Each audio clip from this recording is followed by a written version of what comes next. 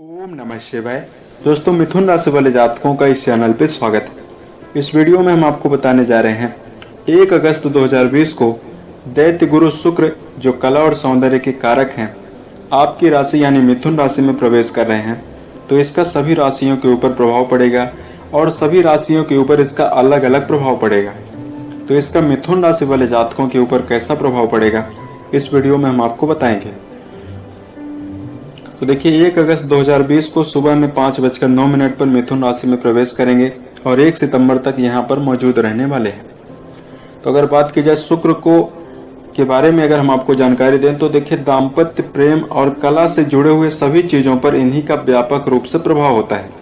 हालांकि वर्तमान समय में ऐसी स्थितियों का निर्माण भारतवर्ष के साथ पूरे विश्व में है जिससे कलात्मक चीजें सिमट सी गई हैं, लेकिन ऐसी बात नहीं, अभी भी बहुत सारी चीजें ऐसी हैं जो निरंतर प्रभावी है। जैसे मीडिया क्षेत्र है, दाम्पत्य जीवन है, प्रेम जीवन है। शुक्र की अगर बात की जाए तो शुभ ग्रह के नाम से ज्योतिष में इनको जाना जाता है और इसके प्रभाव से व्यक्ति के जीवन में भौतिक और शारीरिक सुख जीवन में प्राप्त होते हैं। यदि शुक्र मजबूत अवस्था में कुंडली पर होते हैं तो वैवाहिक जीवन खुशनुमा होता है, कलात्मक चीजों की ओर काफी ज्यादा रुझान होता है जातक का और भौतिक सुखों की प्राप्ति होती है। शुक्र वृषभ और तुला राशि के स्वामी होते हैं। मीन राशि इनकी उच्च होती है और कन्या राशि इनकी नीच राशि कही जाती है। शुक्र के प्रभाव के कारण जातक के अंदर काफी ज्यादा मृदु स्वभाव देखने के लिए मिलता है, मृदुभाषी होता है, वार्तालाप करने की गजब की टेक्निक होती है। और वहीं अशुभ प्रभाव की अगर बात की जाए तो पीड़ित शुक्र के होने पर वैवाहिक जीवन में मतभेद, पति पत्नी के मतभेद देखने के लिए मिलते हैं और भौतिक सुखों में अभाव देखने के लिए मिलता है। तो आइए जानते हैं इसका मिथुन राशि वाले जातकों के ऊपर कैसा प्रभाव पड़ेगा। तो मिथुन राशि आपके लग्न भाव यानी प्रथम भाव में यह गोचर होने जा रहा है। प्रथम भाव से शरीर, व्यक्तित्व, बुद्धि, ये सारी चीजें देखने के लिए मिलती हैं। तो शुक्र का यह गोचर आपके लिए काफी प्रभावी और अनुकूल रहने वाला है। इससे आपके सौभाग्य और भाग्य में वृद्धि होती हुई नजर आएगी। आपके जीवन में इस 1 माह के अंतराल में सकारात्मक बदलाव जीवन में देखने के लिए मिलेंगे। शुक्र के इस गोचर से आप जीवन में कई चीजों की ओर अग्रसर देखे जाएंगे। संगीत, साहित्य एवं कला से जो चीजें जुड़ी हुई हैं, इन चीजों की ओर काफी ज्यादा आपका रुझान बढ़ता हुआ नजर आएगा। शिक्षा प्राप्ति के लिए जो जातक निरंतर प्रयासरत हैं, उनके मन में एकाग्रता देखने के लिए मिल सकती है। शुक्र के इस गोचर के प्रभाव के कारण जीवन में, प्रेम जीवन में अनुकूलता देखने के लिए मिलेगी और रोमांच के कई अवसर आपको जीवन में प्राप्त होते हुए नजर आएंगे। वहीं कैरियर की दिशा में ऐसी स्थितियों का निर्माण आप कर पाएंगे जिससे आपका समाज में और आपके सहकर्मियों में आपका जो स्तर है काफी ऊंचा होगा और आपको सम्मान की प्राप्ति कैरियर की दिशा में होगी। आपका मनोबल और आत्मविश्वास बढ़ा हुआ रहने वाला है।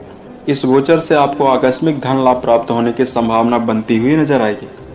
मिथुन राशि वाले जातकों, व्यापारिक जीवन में अच्छा मुनाफा प्राप्त होने से मन में प्रसन्नता देखने के लिए मिल सकती है। वहीं अविवाहित जातकों के प्रेम प्रसंग शुरू होने की संभावना है। शुक्र के इस गोचर से आप व्यर्थ में धन खर्च करते हुए भी देखे जाएंगे। हालांकि धन को आप खर्च करते हुए अपने परिवार के साथ एवं अपने ऊपर ज्यादा धन को व्यय करते हुए इस समय अवधि में देखे जाएंगे।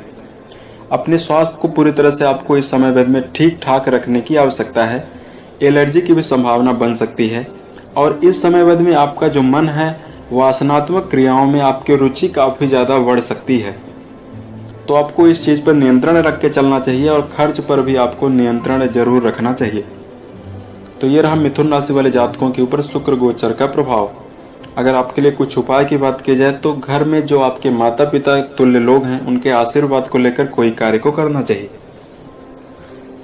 अब हम आपको बताने जा रहे हैं मिथुन राशि वाले जातकों के बहुत सारे कमेंट के माध्यम से ऐसे प्रत्युत्तर आते हैं, ऐसे आपके कमेंट आते हैं कि उसको पढ़कर बहुत ज़्यादा मन में दुख होता है।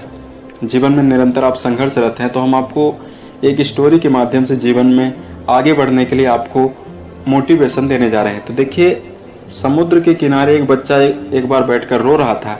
लोगों ने पूछा, ऐसा क्यों कर रहे हो? तो उसने बोला कि मेरी चप्पल को समुद्र ले गया, हमने यहीं पर उतारा हुआ था और ये चोर है और बिना पूछे ही इसने मेरी चप्पल को ले गया। ये गलत है, ये सरासर अन्याय है।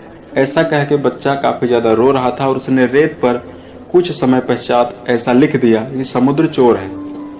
आगे जाने पर एक मछुआरा अपनी नाव से मछली पकड़ रहा था समुद्र में, तो उसकी जो नाव थी कुछ समय के पश्चात डूब जाती है और मछुआरा आके समुद्र के किनारे बैठकर काफ़ी ज़्यादा रो रहा था और समुद्र को काफ़ी ज़्यादा कोस भी रहा था, क्योंकि उसको जो सारी जो मछलियाँ थी जो उसने पकड़ा हुआ था, नाव तो उसकी चली ही गई, साथ में उसकी मछलियाँ चली गई, उसकी जो जीविका का आधार था वो पूरी तरह से समाप्त हो गया।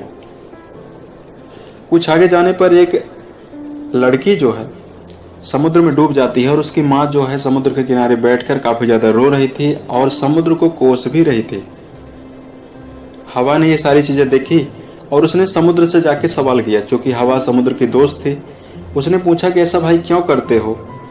तो समुद्र ने जो हवा को जवाब दिया कि आप कल आकर ये सारी जानकारी मैं आपको दूंगा, कल मैं आपको इस बात का जवाब दूंगा। जब हवा ने पूछा कि ऐसा क्यों करते हो, लोगों को क्यों इतना परेशान करते हो, तो हवा को समुद्र ने कहा कि कल मैं आपको जवाब दूंगा।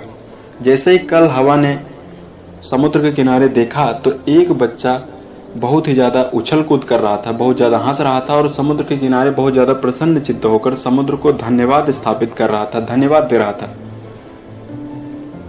बच्चा बोल रहा था क्योंकि समुद्र का जो मलबा होता है उसमें एक गेंद बहकर आई हुई थी, एक बॉल बहकर आई हुई थी, जिसको पाकर बच्चा बहुत ज़्यादा प्रसन्न था और समुद्र को बार बार थैंक यू बोल रहा था। कुछ आगे जाने पर हवा ने देखा कि एक मछुआरा जो था वो काफ़ी ज़्यादा प्रसन्न था और समुद्र को साष्टांग प्रणाम कर रहा था और ये बोल रहा था कि तूने मेरे परिवार की आज रक्षा कर ली, आज मेरे परिवार का पेट भरेगा। क्योंकि समुद्र के किनारे बहुत सारी मछलियां बहकर आ गई थी जिसको उसने इकट्ठा कर लिया था और इसके कारण समुद्र को धन्यवाद स्थापित कर रहा था, धन्यवाद दे रहा था। कुछ आगे जाने पर हवा ने देखा कि एक मूंगफली बेचने वाली माँ है, उसको एक सीप मिला हुआ है। उस सीप को जैसे ही उसने खोला तो उसमें एक मोती रखा हुआ था। मोती देखकर काफ़ी ज़्यादा वो प्रसन्न हुई और काफ़ी ज़्यादा समुद्र को धन्यवाद वह माँ दे रही थी। हवा ने ऐसे ही सारी चीज़ें देखी तो उसने समुद्र की ओर इशारा किया, तो समुद्र का जवाब था कि मेरा काम है तट पर आकर निरंतर बहना और लोगों का काम है अपने अपने अनुभवों को मेरे को देकर जाना। लोगों के कहने से क्या मैं अपने बहने को छोड़ दूं? इस कहानी से हमें यह सीख मिलती है कि जब भी आप जीवन में आप आगे बढ़ने के लिए कोशिश करेंगे, आपके जीवन में क्वेश्चन मार्क और प्रश्न चिन्ह लगाने के लिए लोग खड़े हो जाएंगे। लोग आपकी काबिलियत के ऊपर काफ़ी ज़्यादा सवाल उठाएंगे। लोग अपनी काबिलियत के बलबूते पर अपने ज़िंदगी के अनुभवों के आधार पर आपको जीवन में सलाह देते हैं और आपका मजाक उड़ाते हैं, आपका मनोबल और उत्साह को गिराते हैं। जबकि वास्तव में आपके अंदर कौन सा अनुभव है वो उसकी परख केवल आपको ही है। लोग आपके जीवन में जब आप आगे बढ़ने के लिए कोशिश करेंगे तो आपका मजाक उड़ाया जाएगा। आपको अपने भूतकाल का लोग काफ़ी ज़्यादा ताना देंगे कि भूतकाल में तो ये कार्य कर रहा था, उसमें असफल हुआ। आपको भविष्य की बातों को लेकर काफ़ी ज़्यादा डराएंगे। लोगों का काम है कहना, और जीवन में यदि आप सफल हो जाएंगे तो वही लोग जो हैं उनका सुर एक दिन में बदल जाएगा और वो आपको कई प्रकार के शुभ बातें आपको बोलने लगेंगे।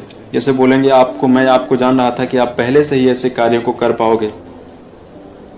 तो लोगों का कार्य है कहना और लोग बिल्कुल गिरगिट की तरह होते हैं। तो इससे ये सीख मिलती है दोस्तों कि जीवन में यदि आप निरंतर आगे बढ़ेंगे, अक्सर हमने यह देखने के लिए देखा है कि लोग सामने वाले व्यक्ति क्या कहेगा इसके कारण लोग अपने सपनों को जिंदा मार देते हैं और किसी कार्य में यदि असफल हो जाते हैं तो दोबारा प्रयास नहीं करते हैं। तो यदि आपके जीवन में, यदि आपके परिवार में ऐसे व्यक्ति हैं, अशुभ व्यक्ति हैं जो आपके मनोबल और उत्साह का स्तर रोज गिराते हैं, तो ऐसे व्यक्तियों से आपको दूर हो जाना बिल्कुल भी बनता है। जरूर आप दूर हो जाएं, या तो इनकी जो सलाह है उसको आपको लेना चाहिए और उनकी सलाह को बिल्कुल भी अपने कार्यों में इन्वॉल्व ना करें। प्रत्येक दिन हमें प्रकृति से यह सीखने के लिए मिलता है कि ग्रह निरंतर परिवर्तनशील हैं, प्रकृति निरंतर परिवर्तनशील है। सुबह होता है, दोपहर होता है, शाम होती है। प्रकृति में कई प्रकार की ऋतुएं निरंतर बदलती रहती हैं। इससे यह सीख मिलती है कि जीवन में चाहे कोई भी व्यक्ति हो, ठहराव बिल्कुल भी नहीं करना चाहिए। यदि आप ठहर जाएंगे जीवन में तो आप निगेटिविटी से घिर जाएंगे और प्रतिकूल और असफल लोगों के निरंतर ताना आपको सहना पड़ेगा। इसलिए जीवन में प्रकृति से हमें निरंतर सीख लेनी चाहिए और हमें निरंतर आगे बढ़ना चाहिए। प्रतिकूल परिस्थितियों को हराते हुए अपने धैर्य और आत्मविश्वास को मजबूत बनाकर जीवन में निरंतर आगे बढ़ना चाहिए। उम्मीद है ये जानकारी आपको अच्छी लगी। यदि आप आने वाले समय में ज्योतिष विज्ञान, धर्म एवं दैनिक राशिफल से संबंधित अन्य वीडियोज को आप देखना चाहते हैं तो इस चैनल से आप जुड़ सकते हैं। यदि आपके पास कोई समस्या है तो आप हमें ज़रूर बताएं ताकि प्रत्युत्तर या अन्य वीडियोज के माध्यम से हम उसका समाधान कर पाएँ। वर्ष 2020 के सभी महीने आपके लिए उत्तम गुजरें और जीवन में सफलता के सभी मुकाम को आप टच करें। इसी कामनाओं के साथ मैं अपने वाणी को विराम देता हूँ। ओम नमः शिवाय।